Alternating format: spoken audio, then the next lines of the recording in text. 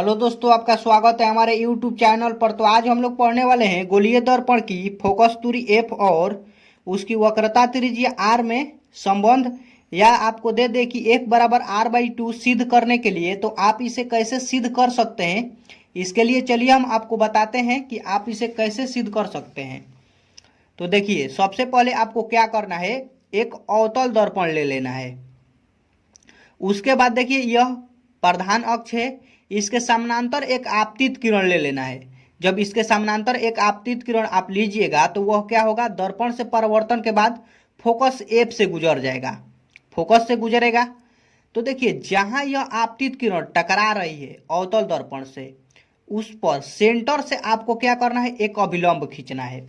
जब सेंटर से आप उस पर एक अभिलंब खींचिएगा तो जब देखिए, जो आपतित किरण है और परावर्तित किरण है उसके बीच में अब जब अभिलंब खींचा जाता है तो जो आपतन कोण होता है, जो आपतन कोण मतलब कि आई और आर, परावर्तन कोण, आपतन कोण को आई से सूचित करते हैं और परावर्तन कोण को आर से सूचित करते हैं। तो ये दोनों क्या होता है, बराबर होता है। तो ये दोनों क्या हो जाएगा, बराबर हो जाएगा।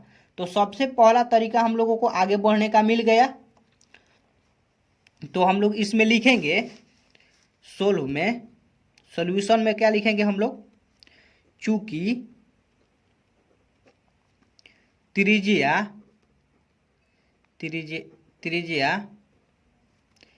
सी बी, देखिए ये त्रिज्या सी बी है, त्रिज्या सी बी दर्पण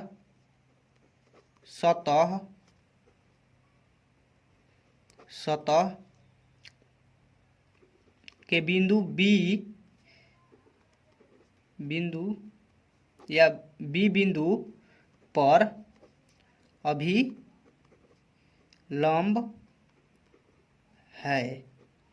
अभिलंब है। तो परावर्तन के नियम से हम लोग क्या कह सकते हैं, जब अभिलंब कोई रहता है, मान लीजिए आपतित किरण और परावर्तित किरण के बीच, तो हम लोग क्या कह सकते हैं, परावर्तन के नियम से हम लोग कह सकते हैं कि जो आपतित किरण है, मतलब कि जो आपतित किरण है वो परावर्तित किरण के जो आपतन कोण है परावर्तन कोण के क्या होगा, बराबर होगा। तो कोण लिख सकते हैं हम लोग कोण ए बी सी बराबर होगा कोण सी बी एफ के, ये परावर्तन के नियम से। तो देखिए, इसे हम लोग लिख लेंगे समीकरण 1। उसके बाद देखिए, हम आपको एक और बात बता देते हैं यहाँ पर।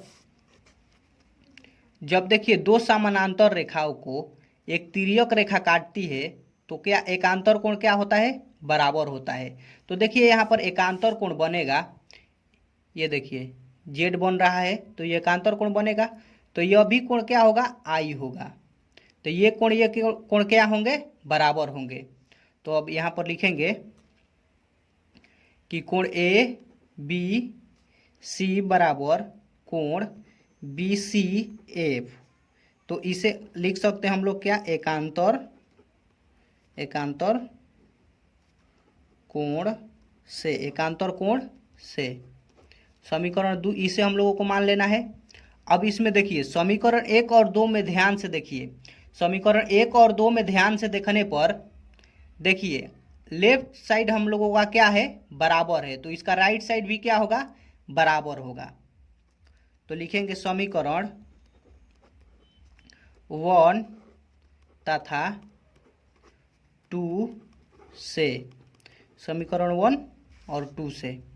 तो समीकरण 1 में क्या है, सी बी एफ बराबर वी सी एफ, दोनों क्या होंगे, बराबर होंगे।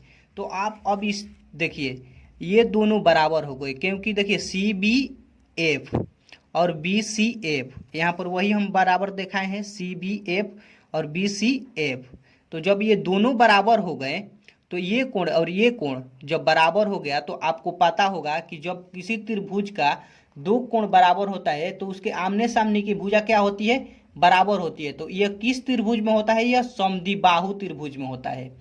समद्विबाहु त्रिभुज की अगर दो कोण बराबर रहेंगी तो उनकी दोनों भुजाओं आमने सामने की क्या होगी, बराबर होगी। तो ये दोनों आमने सामने की भुजा क्या होगी, बराबर होगी।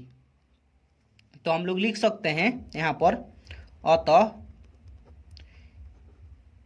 कोण बी एफ बराबर सी एफ लिख सकते हैं हम लोग, क्योंकि ये दोनों बराबर हैं कोण, तो इसलिए इनके आमने सामने की भुजा क्या होगी, बराबर होगी।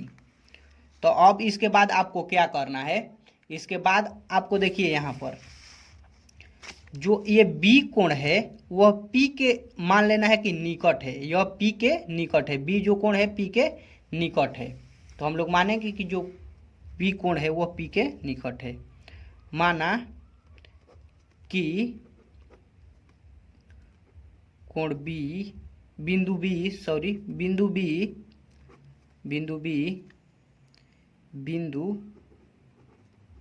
बिंदु पी के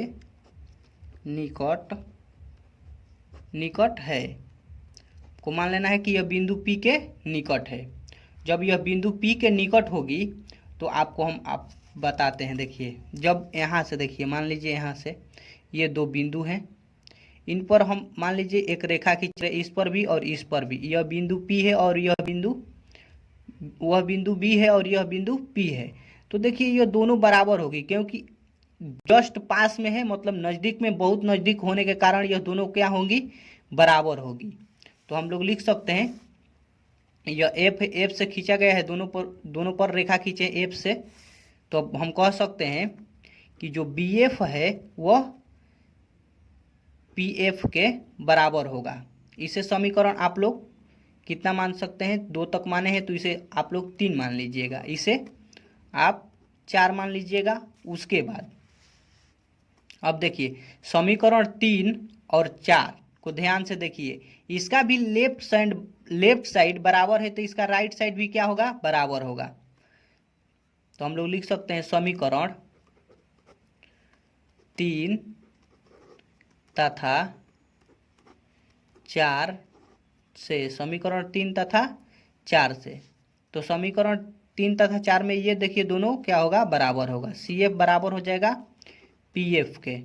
अब इसके बाद क्या करना है, देखिए जो ये सी एफ और पी एफ है बराबर में ना, इसी को आपको जोड़ देना है। इसको जोड़ने से आपको क्या फायदा होगा इसमें, देखिए हम बताते हैं। जब सी एफ और पी एफ को जोड़िएगा तो यह पूरा आ जाएगा पी सी, और वही हम लोगों को निकालना है। तो हम लोग क्या करेंगे, सी एफ और पी एफ को जोड़ देंगे, तब लिखेंगे, तब C F plus P F को जोड़ने पर क्या आएगा, पी सी।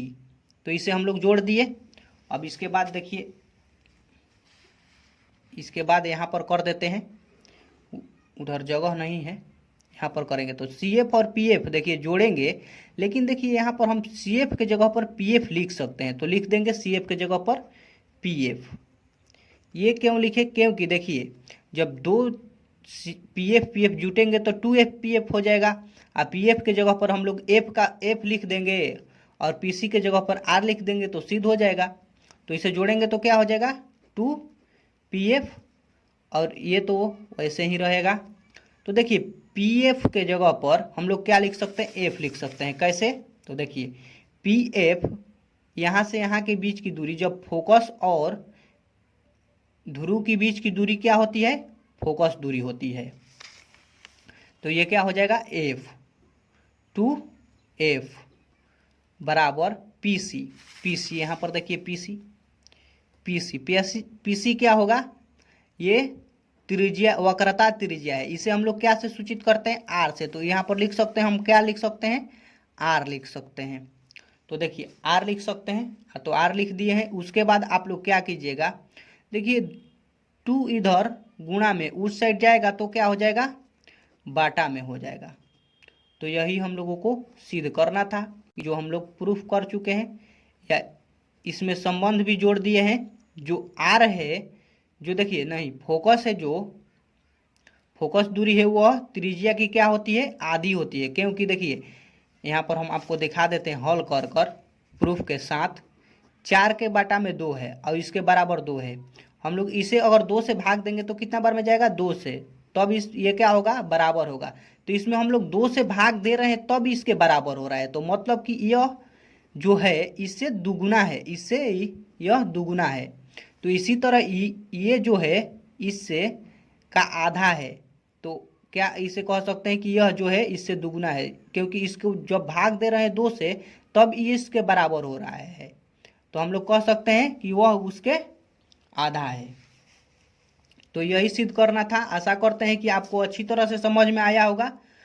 तो वीडियो अंत तक देखने के लिए दिल से थैंक यू।